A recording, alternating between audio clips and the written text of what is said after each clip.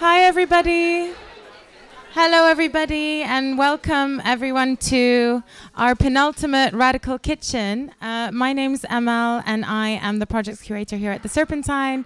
And you're joining us today at the 7th Radical Kitchen. It was a program that we developed in response to the amazing Francis Kéré's socially engaged architecture that he's made for us here this year at the Serpentine. We were really inspired by his inspiration for this structure, which was a tree in his village in Gando in Burkina Faso. And when I met him, he was talking to us about what happens under this tree in this village. And the whole community would gather there, decisions would be made there, people would be eating, cooking together, learning, and telling stories. And so over this summer, we have developed a program co-hosted by the amazing women from Mazi Mas, who are here with us today and who have provided the picnic that some of you may have had. We've invited a different group each week that is really doing something in London, really changing this city at a time where London is seemingly a very difficult place to gather in and build community. It's increasing, the whole place is increasingly privatized. There's no more public space. It seems harder and harder to get together and make a change. So we really wanted to honor people this summer who are making changes. And today we're very excited to welcome the women from the Nzinga Effect, Eliza and Mutsa.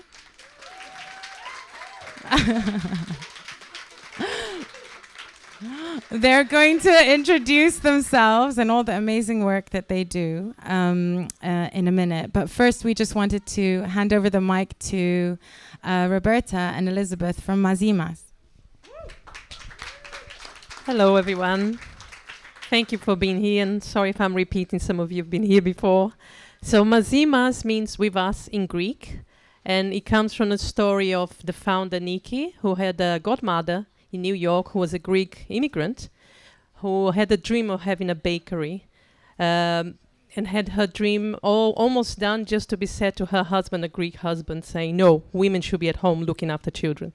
So she's now a 94-year-old lady back in Greece who never had her dream of having a bakery. So Niki was brought up feeling this sense of injustice against women, and immigrant women particularly, because they have no access to the normal working places. And they have this wonderful talent, like you said today, you saw today from Elizabeth, Nasrin and Erica, cooking this wonderful food. So we made this connection. Mazi Mas is a place where women who have amazing cooking talent have opportunity to work and choose what they want to do with their lives, be independent, earning their money, belonging to the society and the place where they live through their work, and feel valued and belong, and their children as well. So perfect example you had here, and London wants to eat authentic, delicious food. So why not give the jobs and the money and the value to the people who really do it every day in their lives? And we have an ingredient that you all know that women bring when they cook, love. So we want more love, we want more food like this. So that's what we do. And a wonderful opportunity to hear from Elizabeth, who is from South Sudan, who I heard from people working in charity saying is a huge crisis going on in South Sudan now. We are all focused a lot in Syria, what is, of course, a horrible situation, but South Sudan is in the brink of a huge humanitarian crisis. So he's a perfect example of giving people opportunity, how well they can do and live their lives. So I pass to Elizabeth, who's going to talk about the food. Okay.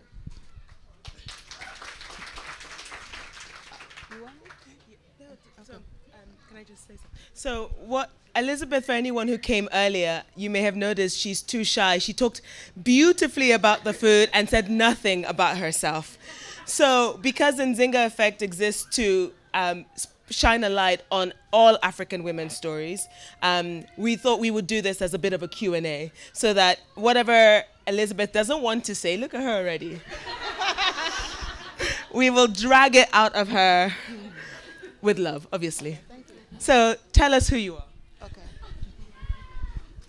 You heard already, my name is Elizabeth. I'm from South Sudan. South Sudan is an well country because people know us as the Sudanese, the North. When you're talking about South Sudan, people surprised what you're talking about because they know about Sudan much. And South Sudan is African country with people with dark skin like me, while the North Sudan is a bit fairer. And the majority is Muslim, but the South Sudan is what they call is Christian, and has a lot of ethnic minority. We about 63 dialects different in South Sudan. If you don't know, because it's a long story.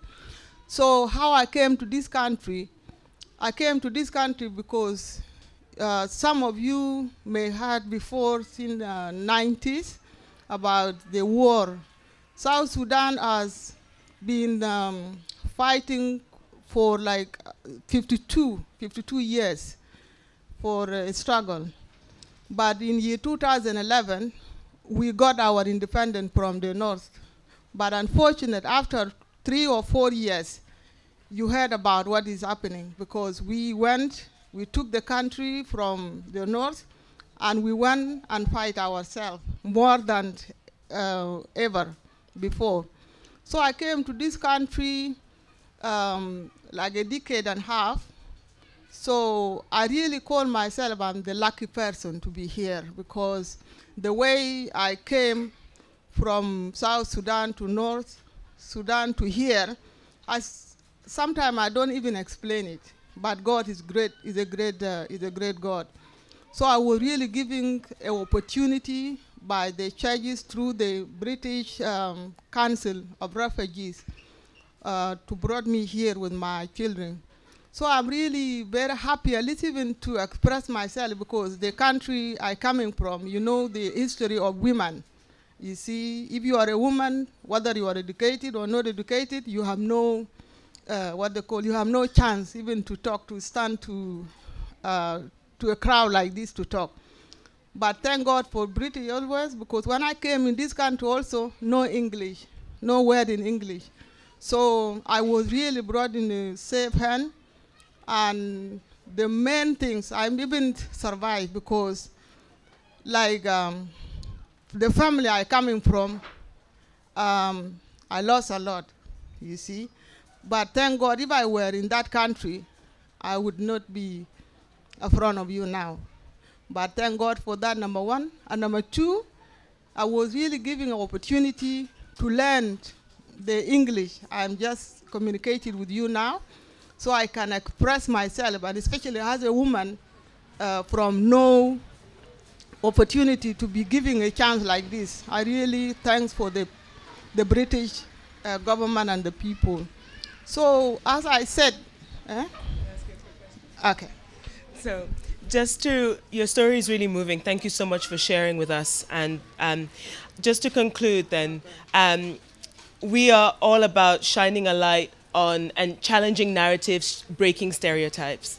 What one stereotype have you encountered as a South Sudanese woman in the UK that really annoys you, that in front of all these people you said, if I have an opportunity to say, this is not who I am, this is not what I believe, this is not what it means to be a South Sudanese woman, what would you tell these people?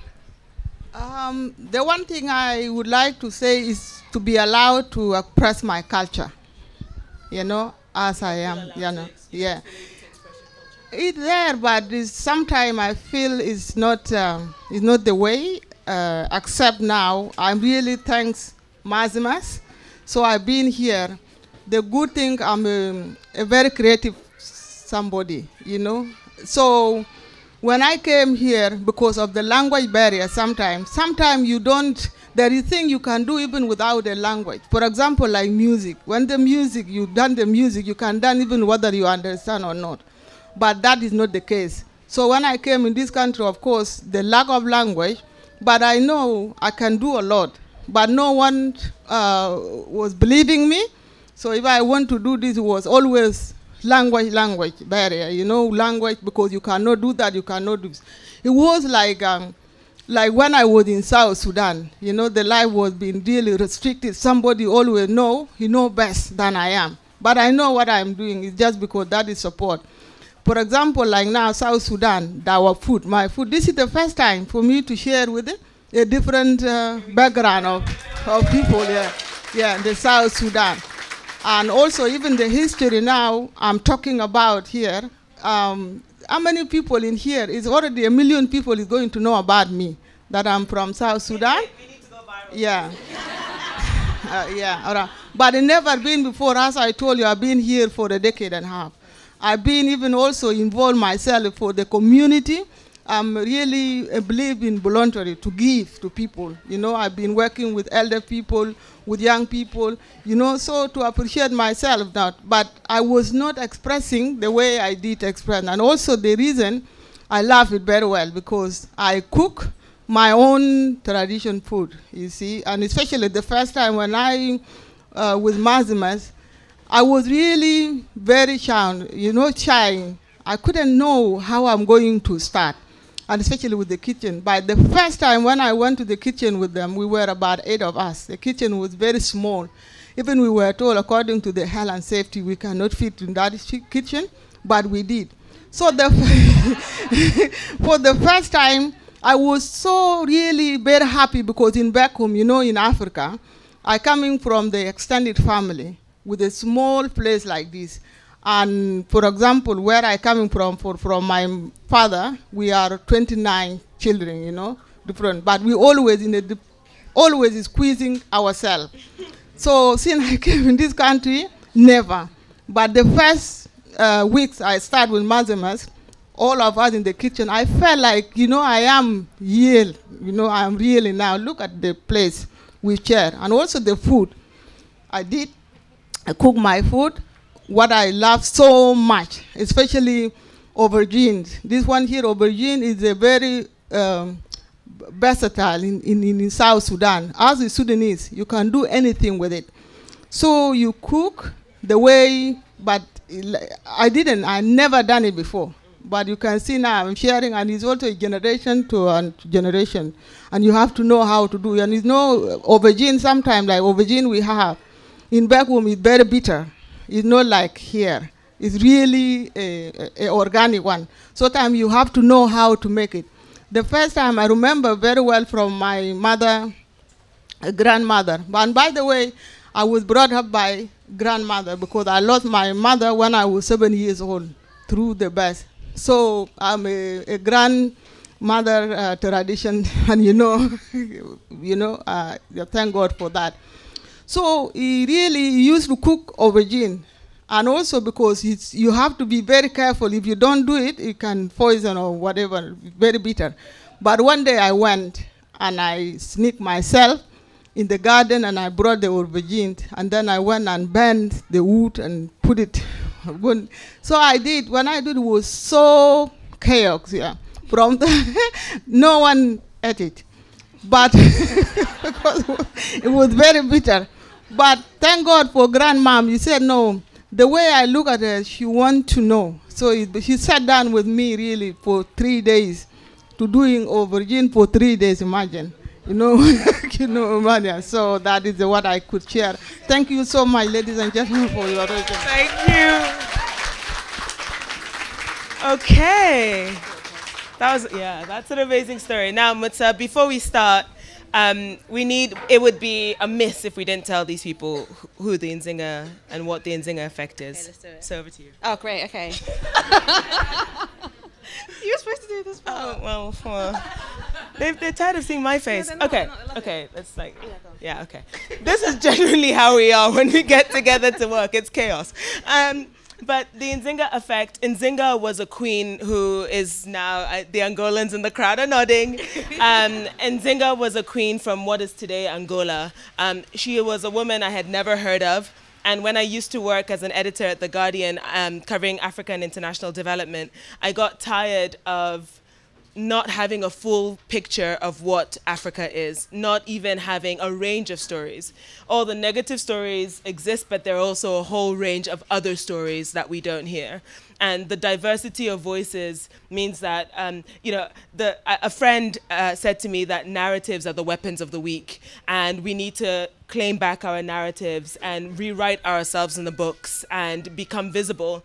And we know, and the way power and intersection works, that if Africans are invisible, African women are even more so.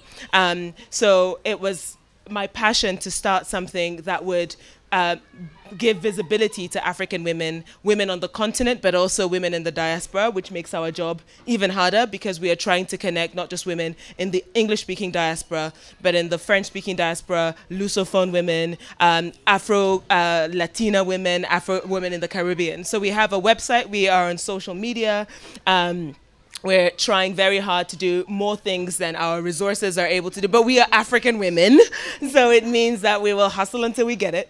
And this is our first event in London. We have obviously the digital space, but it was really important when we talked about storytelling, and everyone's answer back is TED. And TED is cool, but we're the first orators, thank you very much. And we have an oral storytelling culture, and so we wanted to bring that back to life. And so we are so grateful to the Serpentine and to Amal for providing us with this opportunity to do lunchtime sex. I was going to say to have lunchtime sex. So before I tell you a bit more about what the event is, let Nzinga, you're now Nzinga. Let Mutsa, my co-conspirator, tell you a bit more about what it is we actually do. Yes, so I am Mutsa. I am a London-born Zimbabwean. I was brought up in London, and I came across you last year sometime. Yeah, I stalked her. I did actually stalk you. She would not reply to my emails. So that's not why we're here. That's not why we're here. Later. So we, as well as having the platform for Nzinga and the website and the social media presence, we also have a story lab, and that is our way of working with organizations to better tell their stories in a way that really lands with their audiences. So that is what I am the head of. That is what I am the head of, and like Eliza, I am really happy to be here today, because this is to be in a space that isn't necessarily an open space to different audiences like it is here today. I'm just like overwhelmed. Actually, I'm just so happy that our audience is diverse. It's how we want our stories to reach you guys. So please find us on social media, come and talk to us afterwards, even maybe stalk us if you'd like to. Or don't. That's awkward. I'm awkward. So I'm going to go now. Don't go. Okay, so thanks for... Okay. So we were thinking about, we have 4 women lined up to tell you some stories. Lunchtime sex, the idea is that we take a subject which is taboo even in these fair isles, and we bring it out into the daytime. But we also take a story or a topic that when we hear it in the context of African and African women, especially in Europe, it's, oh, prostitutes or women being smuggled, or it's always negative. So we want women, even if they're talking about things that are difficult, to own that narrative for themselves and to frame it in a way that how they want the world to see it. But first, we were thinking about what makes a story African. Call and response, ladies and gentlemen. Anyone who has grown up in that setting, we know that the sort of way of transmitting is not how Africans tell stories. So we want to bring a little bit of the call and response culture here. Are you okay with that? This is your first test. Yeah. Okay, so in between each of our performers, there's something that we are going to do between you and I. I will say I'm from Cameroon, from English-speaking Cameroon, so I speak Pidgin. So I will say to you in Pidgin, my people, una deo, and your answer is, we are here, oh. Okay? My people, una de? We are here, oh. Okay. So I'm asking my people, are you here? And your answer is, we are here. And the second question is, my people, can you hear? And the answer is, we can hear, oh. Okay? If it's not, oh, it's not African, I beg. Okay? So, my people, can you hear? We can hear, oh. And the third question is, and how do you hear? And this is where it's really important. We hear, and the answer is, we hear with our hearts and not our ears. Okay? Because this is a vulnerable space. We want people to be vulnerable. We want the women who tell our stories to feel free to tell them, but we want you to equally feel free that once you're finished with whatever time we have left, you can jump on the mic and tell yours too. Okay? So my people, how do you hear? With our hearts and not our ears. Okay, let's do this one last time. My people, una de? We are here. My people, can you hear? We can hear. And how do you hear? It's like the best Sunday school class ever. Okay, yeah, so we'll start. Okay, so I'm going to, our performers were worried about being vulnerable. So I said, okay, I'll start with a very short poem about vulnerability. Okay, so be vulnerable, open-handed, open-hearted, malleable. Be lovable, or not, you're a woman, you can choose. Seeking and serving and credible. Do it because it changes people. Do it because it changes you. Do it because Vanessa and Fatu and Benny and Sandra, who are here today, are going to do it. And do it because the world needs it. Okay, so to our first performers, where is Mutsa, who is introducing? You are here. Okay.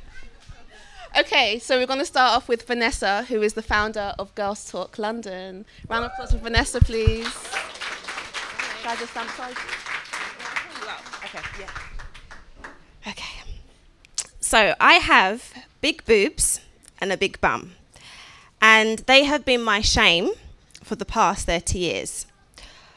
I am a natural size 32F. And throughout my life, my Zimbabwean family have taught me to hide behind my boobs and my bum because my sexuality brought shame. So I'll just give you a bit of background. My parents are both Zimbabwean born. I am London born. And my parents came to the UK in the 1970s. So they were fleeing the Ian Smith regime, which was our apartheid regime.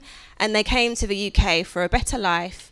But when I was growing up, I was born in the 1980s. And although my parents came here in the 1970s, I grew up in a very strict Zimbabwean home. So my parents used to say, outside is England, but in this house is Zimbabwe. Okay, so it's very, very, very strict. And so Zimbabwean culture was embedded in our house, from the food and to the language to how women and girls were expected to behave. Now, when I grew up, education was a priority and creativity had no place in the home. And in Zimbabwean culture, women are told to hide behind their bodies. And there's nothing that really kind of displays this well, like our national dress, which I've bought here today. So I'm going to ask Mutsa to just kind of hold it out. Oh yeah, our national dress. So as you can see, it's called a Zambia. And you'll find a lot of women in the rural villages will be wearing Zambia, but it's our national dress. And you can kind of wrap it around your body, wrap it around your waist. But what it really does is it kind of covers the female body. And it hides you, so there's no shape, so there's no attention to your sexuality. So you may have curves and boobs that you were born with. That's not your, choice, but you're kind of punished for it, and you kind of have to hide behind this Zambia. So yes, thank you for that. Thanks. So I'm going to illustrate this with a story that happened actually this weekend. So this past weekend, Friday and Saturday, I was delivering a course for the business that I run called Girls Talk London, which I'll tell you about later on to close. So I had 2 days of 5 a.m. starts, but on the Saturday I had to rush off to a Zimbabwean church wedding, Okay, so it's full of church. The Methodist Zimbabwean church were very, very strict. So I had to go to my aunt's wedding after my Saturday afternoon session. So I was really, really sleepy. So I thought, oh my God, I was packing my bag because I was staying overnight, and I was thinking, oh my God, what do I wear? What do I wear? And I remembered, I had this dress that I bought in April from Misguided. It was really nice. It's lace. I'll show you in a minute. I just flung it in the bag, and I thought, that's nice. I'll wear that. So after my session ended on Saturday afternoon, I just ran to London, got my train off to Birmingham. So got to the wedding reception around 8 o'clock in the evening. So there was 200 religious, strict Zimbabwean family members of mine. And I called my mum and I said, can you help me get changed in the toilet? So mum comes outside, we're in the loo, we're getting changed. I'll ask Mutsa if she can just hold the dress up. So this is a dress. So I've only worn it once. It's kind of stuck there. But as you can see, I think it's quite a cute dress. If you look at the top, there's not, it's very kind of, I think quite sophisticated. So I tried it on, ish. And I tried it on, and I thought, oh, shit. I didn't realise that my massive boobs bulging out of this top, and I put on a little bit of weight, and when I put on weight, it goes to my boobs. So 32F in 3D, basically. And I didn't have a jacket because I was in a rush, and I was like, oh my God. So I was like, Mom, what am I going to do? What am I going to do? And she was like, you've got no choice. You have to just walk into the reception. So I just walked in, and I ran to the table where my cousins were, and I sat down. And immediately, I just saw my aunt go to my uncle. And I thought, oh my God. So luckily, somebody left a pashmina at our business school. So I thought, oh my God, great. So I just put on that pashmina, wrapped it around the top, and I was saved. Thanks, Mutsa. So what that kind of demonstrated was the typical kind of Zimbabwean auntie culture. It's not my fault that I've got big boobs. I think if I had small boobs and I wasn't necessarily showing my sexuality, that dress would have been okay. And I thought it's quite unfair to be punished because you're a sexual being. I'm a woman, I have curves, I have boobs, it's not my fault. But you're kind of, in Zimbabwean culture, you're punished for that. And you're told to put the pashmina on and you're fine. Yes. But then I kind of thought back this weekend afterwards, and I thought, well, how does that manifest to how, not just Zimbabwean women, but, African diaspora women in general, they're kind of saying, okay, cover up physically, but you also cover up emotionally who you are. That manifests. And what it means is that, as a Zimbabwean woman, you're told to be quiet, not to be gobby. I'm always told, Vanessa, be quiet. You talk too much. You need to know your place as a woman. And, my sexuality is a threat. You bring shame. You're going to attract men. People are going to be looking at you. And that can cause girls and women to lack confidence because you're hiding behind who you are. You're hiding behind the pashminas. You're hiding behind the zambias. And even it's quite weird because despite my work, I'm very confident. And I speak up, but I knew in that setting, I had to cover up. Still, 30 years old, I pay my own bills. I knew I had to cover up. I'm a grown woman, but I still knew in that environment with all my Zimbabwean family, as a grown woman, I had to cover up what God gave me. And what it means is, yes, be quiet, don't speak up. And that can manifest to women not speaking up about the fact that we're paid 18% less than men. The fact that black women are paid 63 cents in America to the $1 every American white man gets. And that's very similar to the UK. It kind of means Zimbabwean girls don't speak up about the fact that there are only 6 female CEOs leading the top 100 businesses and none of them are black women. Don't speak up about the fact that women only make up around 26% of all board positions in the top 100 UK businesses. It's kind of saying, just be quiet, cover up, sit down, hide behind the corner, that the fact that industries like science, tech, engineering and maths only have 17% of women in all jobs. And the number of ethnic minorities is around 2% or 3% in some of these companies. That's what it really means. It's not necessarily just about sexuality. It actually means don't speak up about the injustices that women face in the UK, but also back in Africa. And I think that's what really made me want to start my company called Girls Talk London. So I started it a couple of years ago because I was really discouraged about the lack of visibility of women, especially ethnic minority women, in British businesses. So my background is I work a lot with FTSE 100 businesses, and I would consult them on diversity projects. And I noticed there was a gap in terms of supporting women. So what we do is we connect businesses with talented women, and we help them recruit them up the talent pipeline, and we also help companies to progress women to senior positions. So we've worked with lots of different brands to help them engage women. So we've worked with Cosmopolitan on a campaign called I Am Beauty, which celebrated diverse beauty around the world.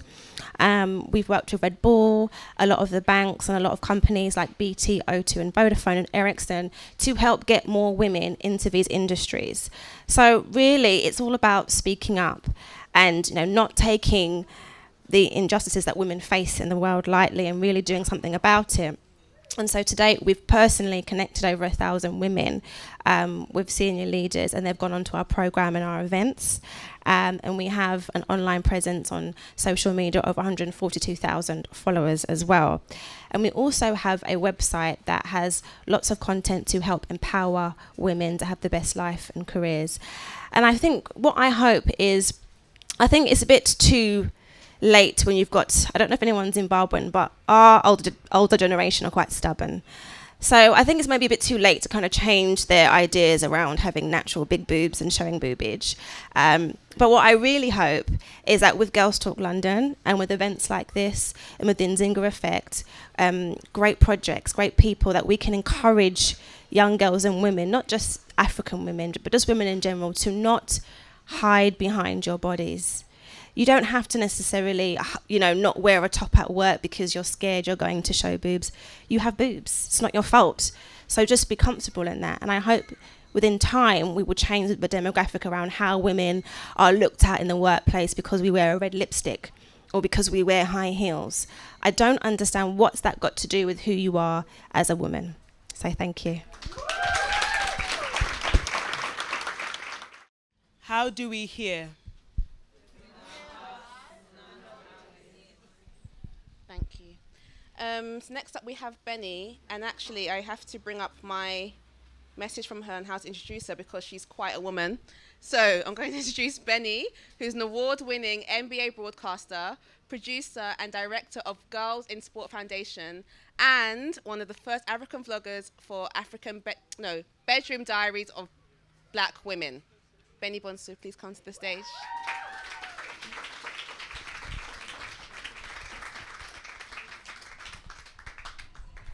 I just want to start by saying I was quite nervous to come here today and talk because I said to Mutsa that, do you want me to talk about sex during the day? Do people actually do that? And she was like, it's not going to be that scary, Benny. It's fine. Just come and share your story. Now, I called the girls and I said, she wants me to talk about sex during the day. I only talk about sex at night. And that's the struggle I've been having for the past 2 days. But I'm here and I'm excited to be here. I'm excited to be here because just like the other ladies, I'm a traditional African girl. I was born in the States, but I grew up in Ghana. So every time somebody says, where were you born? I always say Ghana because I feel like I'm more Ghanaian than anything else on the planet. And I always feel like I need to represent that. But being a Ghanaian girl who grew up in Ghana, I remember at the age of 5 years old, I went from 5 to about 8, refusing to take my sunglasses off when I was in school. And from that time, my mom and dad would be, she's going to be a nightmare when she gets older. Literally. So that started me off as a young lady.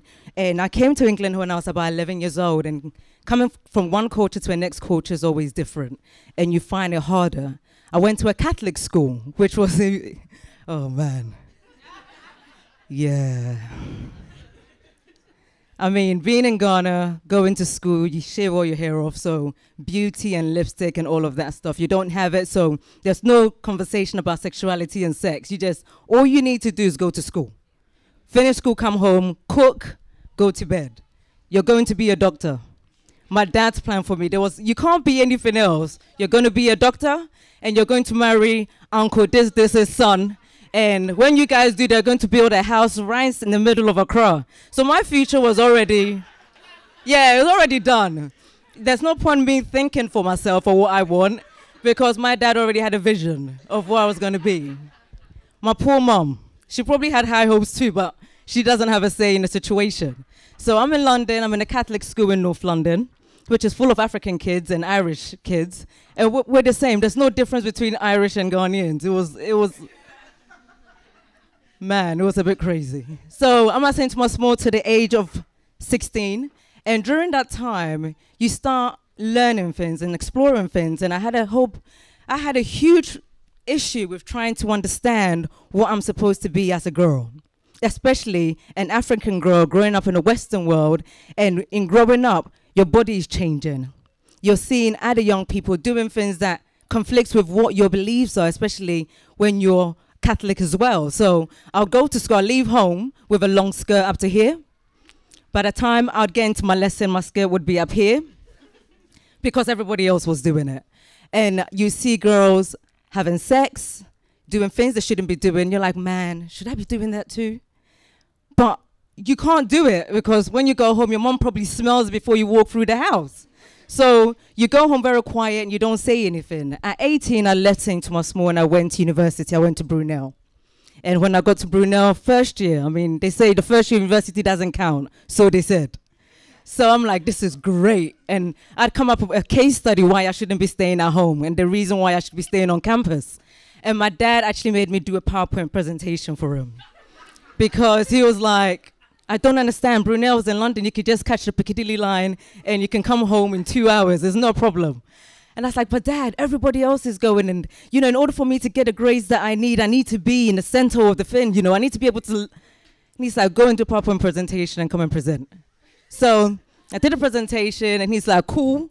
As long as your brothers and I can come and visit every weekend. I'm like, man, I can't even rave. That's my whole life finished. So after maybe 2 months of him doing that, I think he got tired and decided he wasn't going to do that. So for the next couple of months, I raved my life away, 8 months into it. But when I was at university, I also realized something.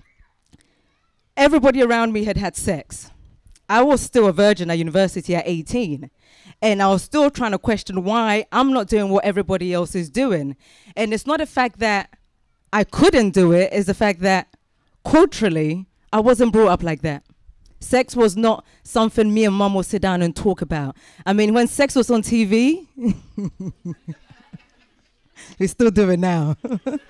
The room either goes very quiet, or mom all of a sudden remembers that she needs to watch BBC News. And then she'll change the channel. And I remember sitting and having so many conversations with my girlfriends at university and going, why are we not doing this? And they're like, yeah, our parents would kill us. Imagine if you got pregnant. How would you even explain that? And you start thinking about all the things that shouldn't really matter, but because of the culture you're from, everything has 100 questions. And by the time you get to 100 questions, it's already put you off trying to do anything because you're like, man, I don't want that kind of trouble. And knowing me, I grew up with 9 brothers. So how do I explain to number 1 brother to number 9 brother? Because by the time I get to 2, I'm already dead. So there's no point in trying to even think about this, go and have sex and enjoy life and think about it tomorrow. Yeah, it wasn't going to happen. So at the end of university, I met this amazing guy. I was like, oh my God, this is going to be great. And he's African. So I went home and I said to mom, I was like, Mom, I've got something to tell you. Don't tell Dad. And she's like, what? That's this guy, he's so amazing. He's an athlete. She was like, oh, from where? And I was like, oh, he's from Nigeria. And then she went, what? You went to university for 3 years and came home with a Nigerian? I was like, ah. So forget about talking about sex. I've got to get over the Nigeria barrier first. So we get over the Nigeria barrier. We're together for 6 years. I finally lose my virginity, but I wasn't having fun. I wasn't having fun. In fact, I hated it. Sorry if he sees this. Anyway. Oh, it was the worst time of my life. It was bad.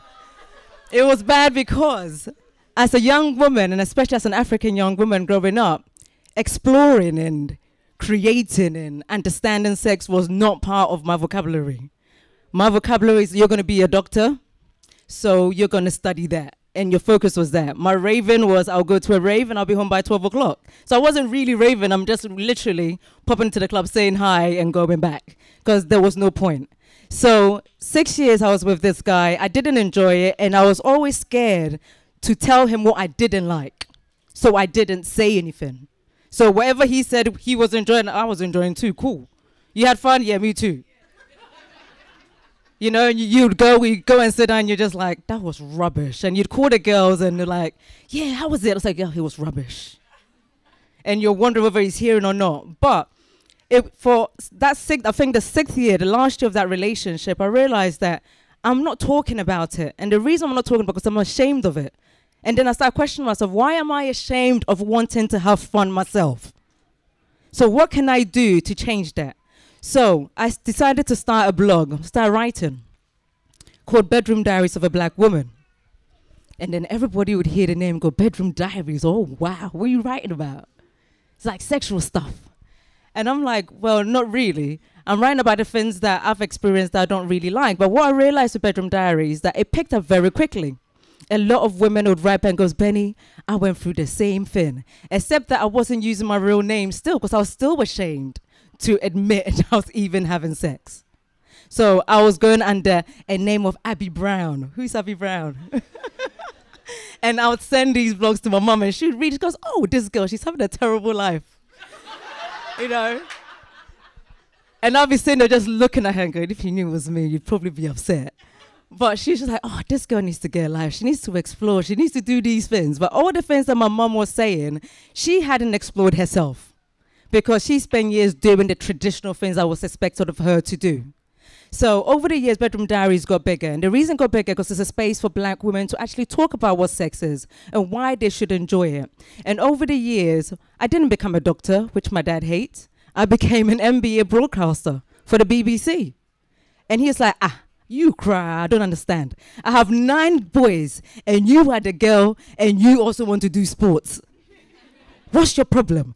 And I was like, Dad, I want to talk about sports. And you know that Bedroom Diaries thing I used to keep on sending to Mom, that Mom used to every week make sure that she's reading it? That's me.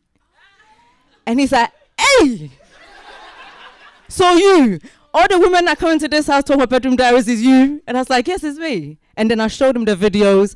And then as he then started looking at it, he's going, wow, I'm really sorry that all those years as you're growing up, yes, you grew up in Ghana, and yes, you came here, and you've grown and accepted and being part of the culture, but also being part of the culture as a woman is being able to be in a relationship where you are happy.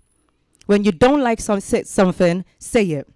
If you do like something, say it. But I didn't do my job because I was too concerned with what we traditionally do back home. We're not back home. We're living in the Western world. But also, I don't want my only daughter to grow old not enjoying her sex life. I know that must have hurt him to say that. But he did. And to this day now, when I do Bedroom Diaries, I get so happy about it because it's a space where whether you're Black, white, whatever, as a woman, when you're in relationships and you're still not exploring your sexuality, you're really losing out. Because not exploring your, giving your sexuality away or having sex, you're not losing anything. What you're doing is that you are exploring yourself and you're growing from that. And if you don't do that, then you're not going to have your full self as a human being. So it's not something you should be ashamed of. Until now, my dad looks at me on the side of his eye and goes, one day you're going to become a doctor. And I'm still looking at him going, no, I'm not.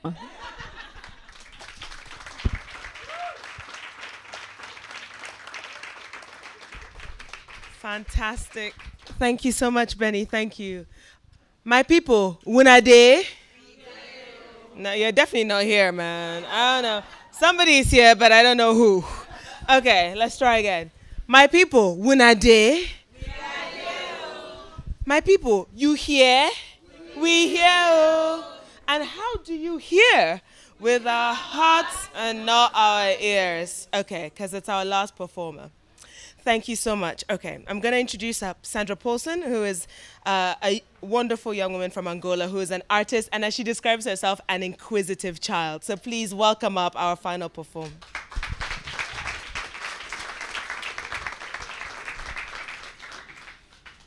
Hello, everyone.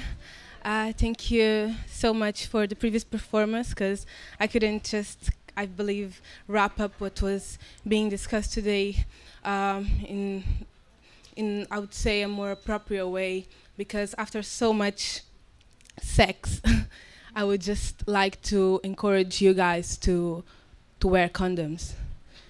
My current project is about how my past experiences growing up in Angola. By the way, I'm from Luanda, and I always lived in Africa, so I'm another traditional African girl, which I think it's very important for our identity and pride to keep repeating this, because apparently so far it wasn't that, it wasn't that much of a matter of pride in certain micro societies, but for us right now it's so important to state this and to tell these stories. And thank God this Nzinga project exists, and what you're doing exists, and what everybody today just discussed it is just so key for us to feel represented, and for us to feel that yes, we want to have sex, we are going to have sex, we are going to talk about sex during lunchtime, and we're going to wear condoms. Because really, during this year I've been discussing most of the social, behavioral, political issues of what's happening in my country, as if the fact that society is organized in such patriarchal but really chauvinist way keeps, putting women in a situation in which we don't really decide our future, and we don't really, have any power over what we're going to study, or where we're going to live, who we're going to get married to, how many children we're going to have. The only thing we know is that we need to find this one powerful man that will build us a house and just make us very happy, eventually even beat us up, eventually even rape us inside our own houses, which is not even seen as rape in our culture, because it's our husband. So why would we just believe that's fine and not do anything about it? So my whole project is about stopping to document Africa, because I find it that when Africans leave the continent, we start documenting how fucked Africa is, and almost tell these stories to an Western side of the story that wants to cry over it and donate £1. But really, we need to find solutions. And I get to the conclusion that one of the solutions that can start helping us to make decisions is making decisions towards the way we interact sexually. So I believe that the way we interact sexually mirrors the way we interact in society, the way we interact politically. That's why they keep fucking us with no condoms. So I believe that there's a direct relationship between wearing condoms and being responsible, and trying to evolve, and trying to listen to other people, and trying to say something that is relevant and really discuss things. So really, my project is about educating young people at the very beginning of their sexual, let's say, activity, as sexual intercourse, on how condoms are key and condoms are not scary, and condoms are not sexy. Condoms are extremely sexy, because people that know where they're going are sexy. Brains are sexy. You guys are sexy for listening to me. Like, thank you so much. So I really feel that, encouraging people to wear condoms, and I have the slogan of African progressive kids wear condoms, African progressive men wear condoms, African progressive women wear condoms. The Serpentine Gallery wears condoms, because I believe that that's the starting point for, first of all, addressing one of our biggest issues as a continent, HIV. Secondly, the fact that we do not decide how many kids we have, so how does that directly influence poverty? And then also, how does that influence the fact that women do not go to university as much as men? Women do not work outside the house as much as men. And then, literally, growing up in Angola, I heard my mom arguing with my dad, and she would never say, you know what, if this doesn't work, I'll get out of here and do my stuff. She'd say, I'll find another man to pay for this shit. And I'll just be like, no, mom, you need to do something for yourself.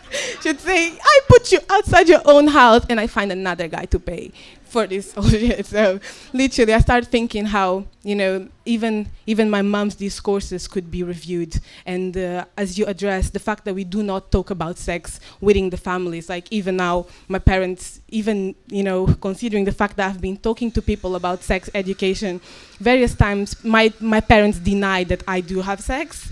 They'd rather believe that that's not real, and I'm studying in London,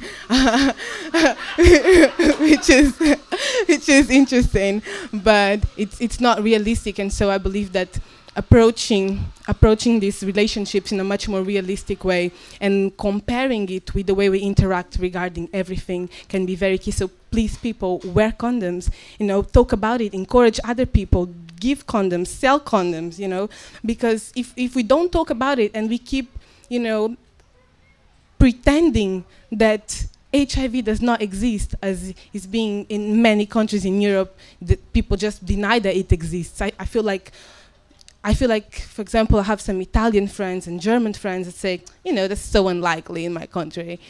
And I'm very surprised. It's so likely in my country. That's like everyone.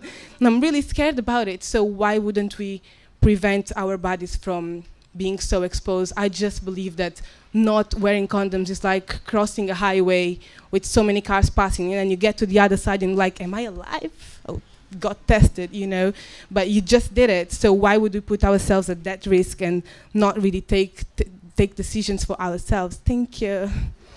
Thank you.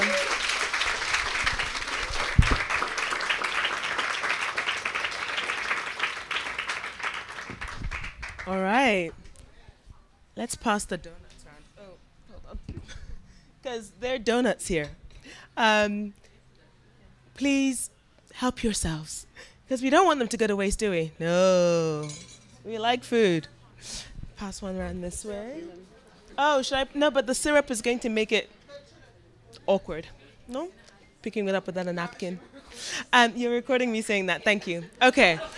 So this is the bit where we now invite you to participate. But first, ladies and gentlemen, how were our speakers? Did you enjoy that?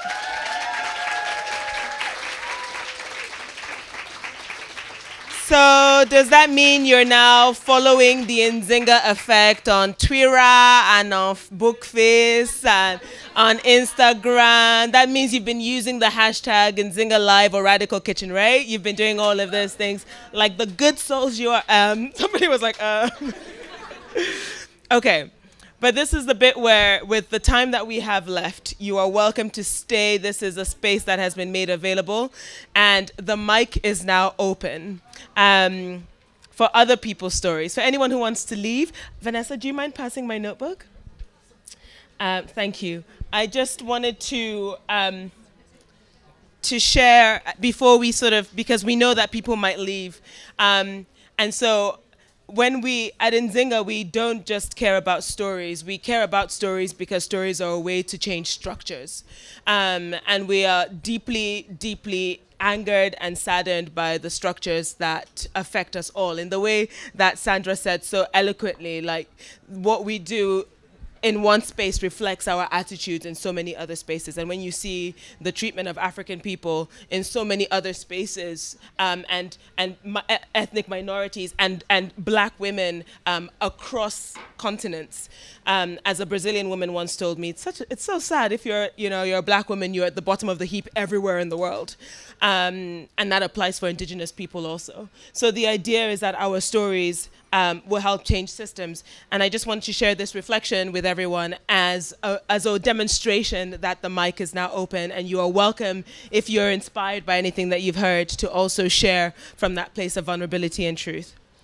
Stories tell us who we are. Narratives are the weapons of the weak. But stories alone are not enough. We need systems change. Individual stories are key to building solidarity.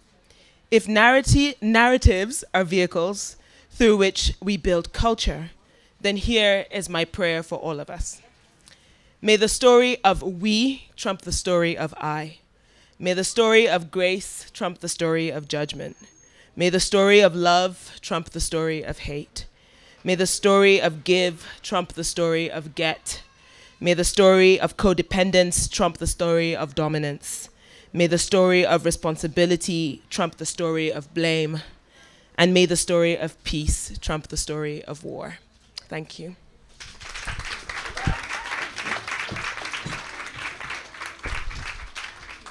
Are you coming up to go first? Coming up to go first. I'm also encouraging. And I just want everyone, before anyone goes, just to give a big round of applause to the Nzinga Effect, Eliza and Mutsa, and all of the amazing speakers today.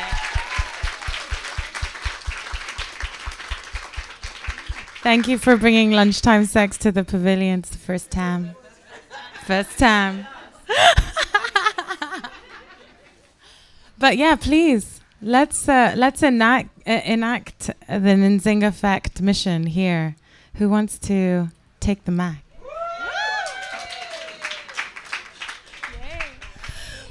Hello, everyone. Sorry for my strong French accent.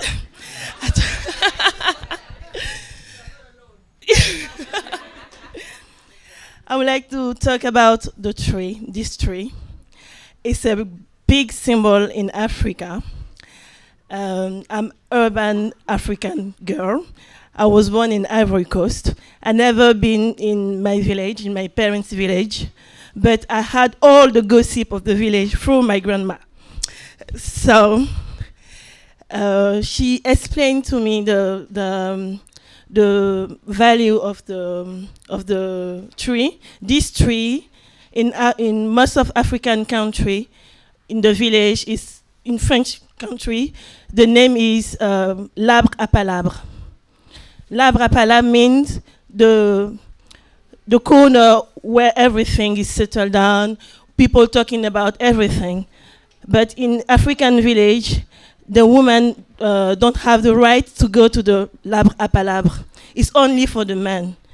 All the big decisions of the village are done on the l'arbre à palabre, and the ladies are not invited. But sometimes some tricky, very deep problems are discussed on the l'arbre à palabre, and there is a college of people named the sage, wise man, who decided we decide everything. And when a big question, very complicated question, come through the l'arbre à palabre, they are not able to give any answer. They used to say, the knight is a good advisor. Do you know what is hidden behind the knight is a good advisor?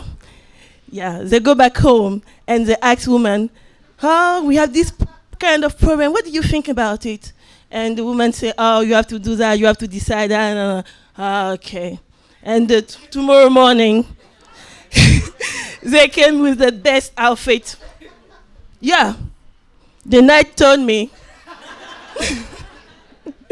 that we have to do that, we have to do that. Oh, yeah, great, wise man. This is a wise man. This is a wise man. But he took his advice from his lady. And the day my grandmom told me that, she said, you see, if you know your value, if you know your strength, no one can stop you. Even a miserable man, even a monster son or daughter, even a jealous friend. So know your value. Know that the one who rules this world is the girl. So who rules the world? Yeah. Who rules this matter? Thank you.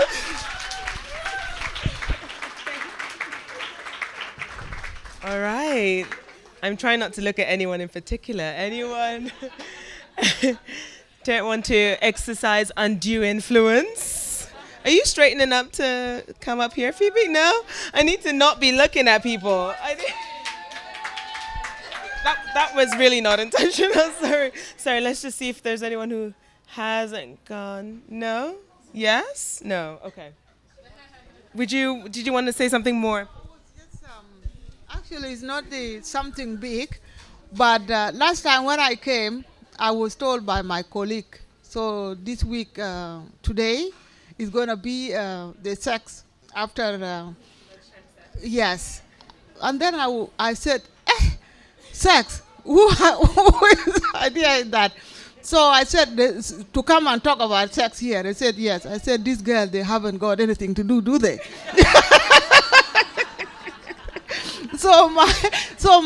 That is African culture. So my colleague Erica say, oh, it's not that going to be so bad.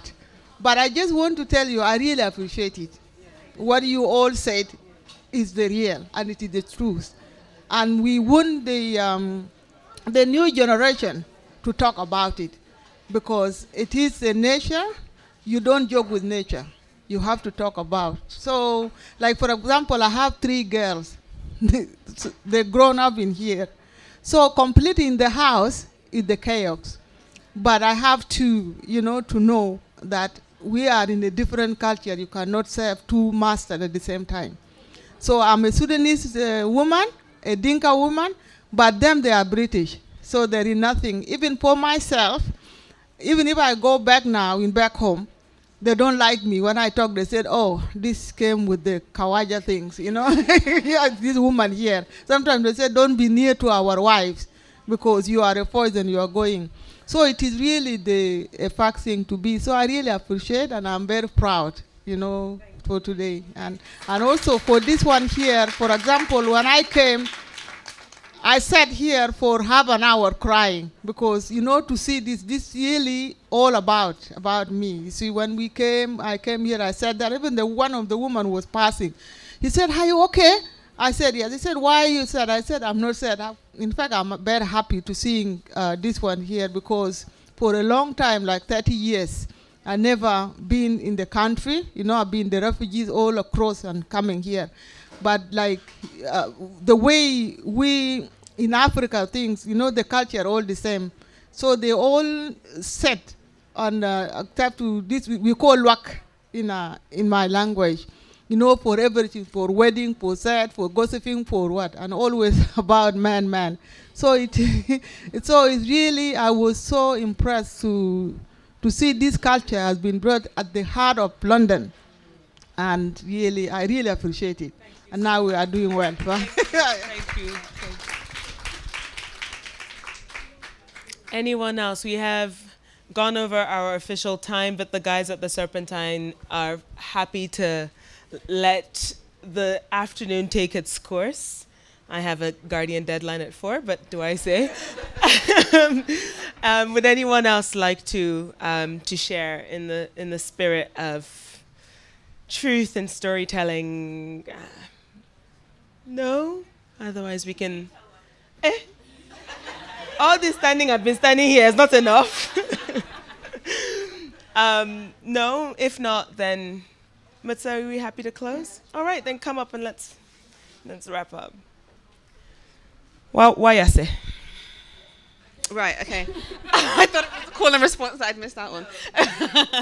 What do I say? I say thank you to everyone who came out here, people that we know, people that we don't know. Thank you for your energy and just being really receptive to what you've heard. You were a very respectful audience. Oh, sorry. You're a very respectful audience, so thank you. Serpentine. We love you a long time. Thank you.